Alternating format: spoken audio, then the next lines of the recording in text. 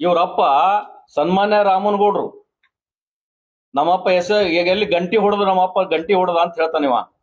ಏ ಪುಣ್ಯಾತ್ಮ, ನಿಮ್ಮಪ್ಪ ಪಾನ್ ಶಾಪ್ ಅಂಗಡಿ ಇಟ್ಕೊಂಡು ಮರ್ತಿದ್ದ. ಪಾನ್ ಶಾಪ್ ಅಂಗಡಿ ಅದ ನೆನಪಿಟ್ಕೋ ನೀನು. ರಾಮನಗೌಡ್ರು ಬೀಡಿ ಪಾನ್ ಶಾಪ್ ಅಂಗಡಿ ಇತ್ತು.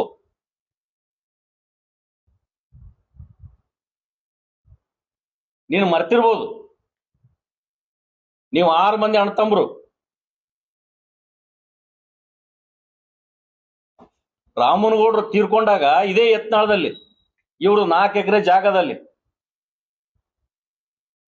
ತಂದೆ ಸತ್ತಾಗ ತಂದೆ ಹೆಣದ ಮುಂದೆ ಇವರು ಹೊಡೆದಾಡಿದ್ರು. ಇವ್ರು ತಂದಿ ಮಕ್ಕಳ ಇವರು.